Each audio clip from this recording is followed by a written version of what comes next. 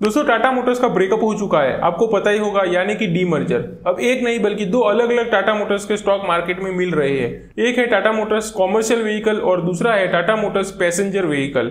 लेकिन दोस्तों सभी का एक ही सवाल है, कौन सा स्टॉक स्ट्रांग है इन दोनों में से, कौन सा रखना चाहिए अपने पोर्टफोलियो में और कौन सा बेच देना चाहिए। अगर आप भी दोस्तों कंफ्यूज्ड हो और अगर आप फ्रेश एंट्री भी बनाना चाहते हो इन दोनों स्टॉक्स के अंदर में से किसी एक के अंदर, तो भी आप ये वीडियो जरूर देखना। ये काफी ज्यादा इंपॉर्टेंट होने वाला है। इसके अंदर हम डिटेल में कंपैरिजन करने वाले दोनों स्टॉक्स का और देखेंगे कि कौन सा ज्यादा स्ट्रांग है। तो चलिए बिना टाइम वेस्ट के वीडियो को शुरू करते हैं। तो सबसे पहले दोस्तों डीमर्जर क्या है वो आपको पता होना चाहिए। आपको हालांकि पता ही होगा लेकिन फिर भी शॉर्ट में बता देता हूँ। तो पहले दोस्तों आपको बता दूं कि टाटा मोटर्स का सिर्फ एक ही स्टॉक हुआ करता था। जी हाँ, लेकिन अब इसके अंदर जो डीमर्जर हुआ है उसमें हमें दो अलग अलग स्टॉक देखने को मिल रहे हैं मार्केट में। एक है कॉमर्शियल व्हीकल कंपनी और दूसरा है पैसेंजर व्हीकल कंपनी। जी हाँ, ये मतलब कि टाटा मोटर्स कॉमर्शियल व्हीकल और दूसरा टाटा मोटर्स पैसेंजर व्हीकल, ऐसे करके आपको दो स्टॉक देखने को मिल रहे होंगे अभी के समय में मार्केट में।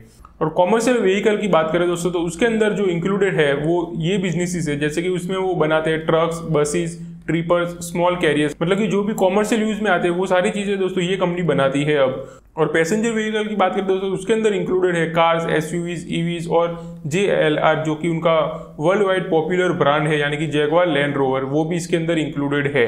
और आपको पता ही होगा दोस्तों डीमर्जर होने के बाद जो भी शेयर होल्डर टाटा मोटर्स के अंदर इन्वेस्ट करा हुआ था उनको एक फ्री कॉमर्शियल व्हीकल का शेयर्स अलॉट किया गया है।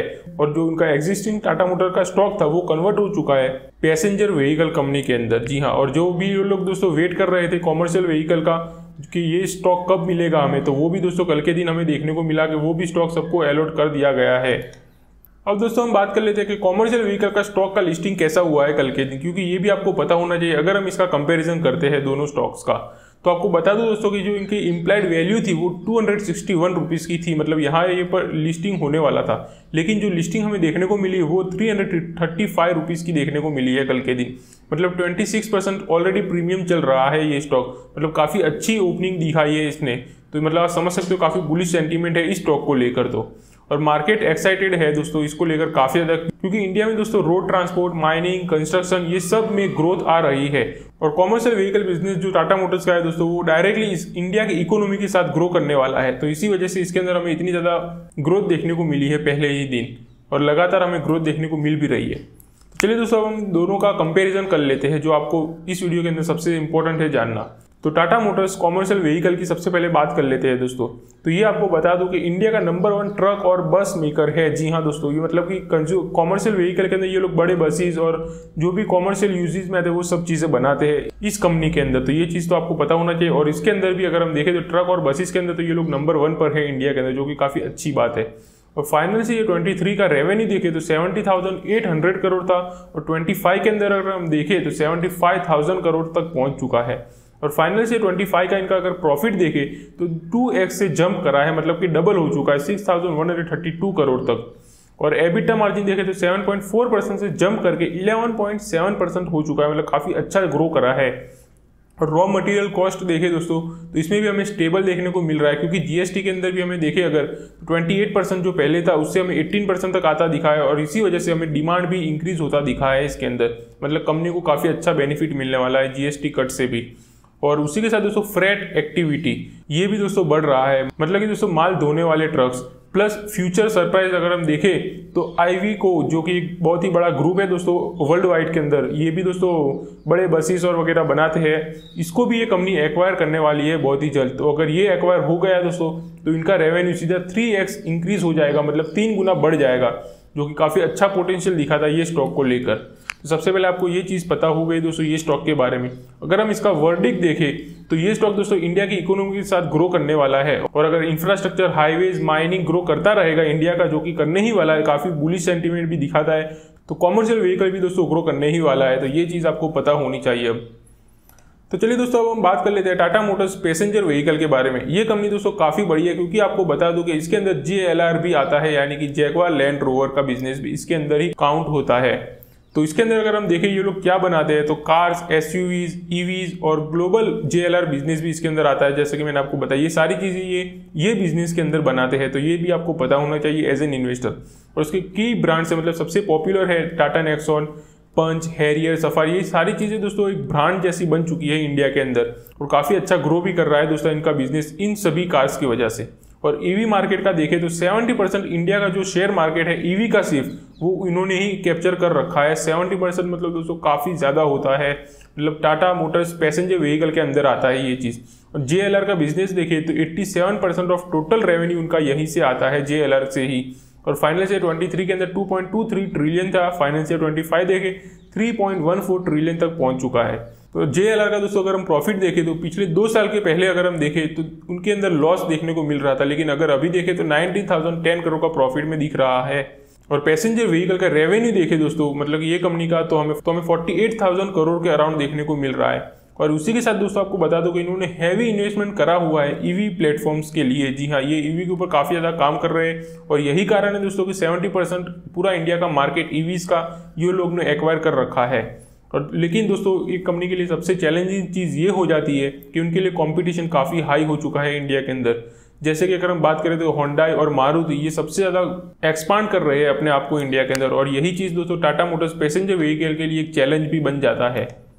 अब अगर हम इस कंपनी का दोस्तों वर्डिक देखें तो बड़ा बिजनेस है कंपनी का, ग्लोबली भी स्केल कर रहे हैं ये लोग, लेकिन JLR पे हैवी डिपेंडेंट करता है ये कंपनी। मतलब कि JLR बिजनेस जो उनका जैगवार लैंड रोवर का, इसको कुछ भी होता है तो ये कंपनी के ऊपर काफ़ी ज़्यादा इंपैक्ट पड़ने वाला है और कंपटीशन का प्रेशर भी काफ़ी ज़्यादा है इंडिया के अंदर भी।